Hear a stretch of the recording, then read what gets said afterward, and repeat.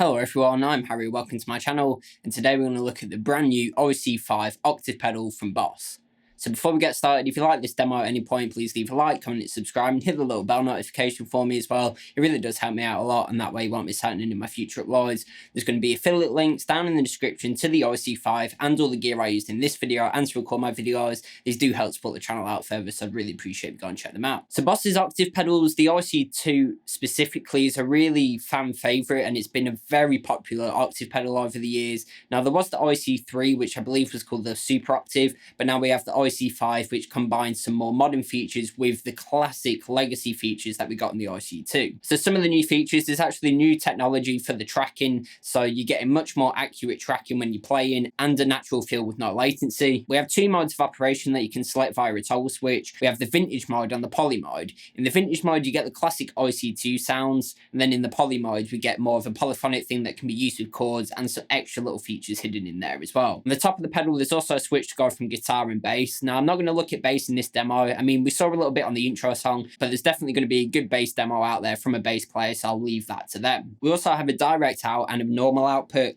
The normal output is like our wet signal, and then the direct out is our dry signal if you want to use like a wet-dry setup and so on. Now, I'll have a look at some of the controls on the front. So we have a direct level, which is our normal dry signal, a +1 octave, a -1 octave, and then a -2 octave. So they're the controls when we're in the vintage mode. But then when we select the poly mode, they change ever so slightly. So we still have the direct level, the +1 octave, and the -1 octave. But then the -2 octave part is now a range control. When it's in the lowest setting, as you'll see, it's in like the little lowest part, then the -1 octave will only apply to the lowest note that you're playing. So if you're playing a chord, it will only ring out the bottom note, which is really killer to get kind of follow bass tones while you're playing some chords. Or if you want to play power chords, it will just ring out that bottom low note, which is a really killer feature. And then as we bring this up more, it stops doing that and actually affects the frequency range that the -1 octave is applied to. So you can have it kind of applied to, say, lower notes on the guitar, or you can have it applied to a more wide frequency region as well, which is a really killer feature, especially if you're riffing on the low notes and then you want to go to a solo, but you don't want that bottom octave muddying things up. And then, of course, in the poly mode, that allows you to play chords as well. So for me, a good octave pedal always sounds best on guitar when running into dirt or fuzz. So we will check it out a little bit clean, but I'll mainly be running it into an Overdrive, and for that I'll be using the Greer Lightspeed, and then I'll be running it into a Fuzz as well, and for that I'll be using the Fallout Cloud by Thorpe FX, which is a great muff style pedal. The guitar I'm using today is this 1964 Reissue SG with Monty's low output PAF humbucking pickups. The amp I'm using is my Hamstead Artist 60 Plus RT, which is a killer clean platform amp, probably one of my favourite. That's been recorded by a Lewitt MTP 440 dynamic microphone, which is like an SM57 with a tiny bit more bass. The amp is running through the Tone King Iron Man 2 attenuator just to knock off about 6 dB, so I can really get the amp working. It's still very loud in the room, so the speaker's still moving, but it's just saving my ears a little bit. So the SG straight into the Hamstead Artist sounds like this.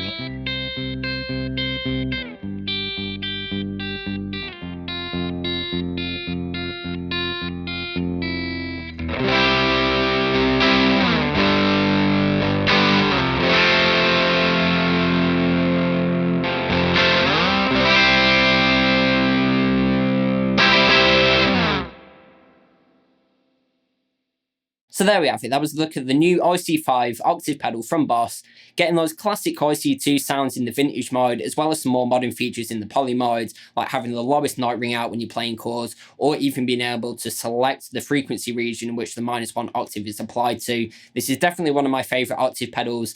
I've always used a POG 2 a lot, but this is a lot more intuitive, a lot smaller for your pedal board, and we get a lot of octave sounds if you're looking at just using it as an octave pedal and not trying to get like the organy sounds that you can get out of a POG 2. I really can't recommend this enough, and it's a killer pedal. Having the direct out and the wet feature on there as well is really killer for wet dry setups, and even having the toggle switch to go from guitar and bass makes it even better. And like with the new technology, with the ultra fast tracking and no latency, makes this a really heavyweight octave pedal on the market. Again, there's going to be affiliate links down in the description to the OC-5 and all the gear I used in this video and to record my videos. These do help support the channel out further, so I'd really appreciate if you go and check them out. Let me know down in the comments what you thought of the OC-5 and which you would pick between this and say like a POG or a micro POG or anything like that. If you did like this demo video, please leave a like, comment and subscribe, and hit the little bell notification for me as well. It really does help me out a lot, and that way you won't miss out on any of my future uploads. Other than that, go onto my channel, check out some of my playlists. I have plenty more lessons, covers, gear demos, how to sound like videos, and anything guitar related. recommended.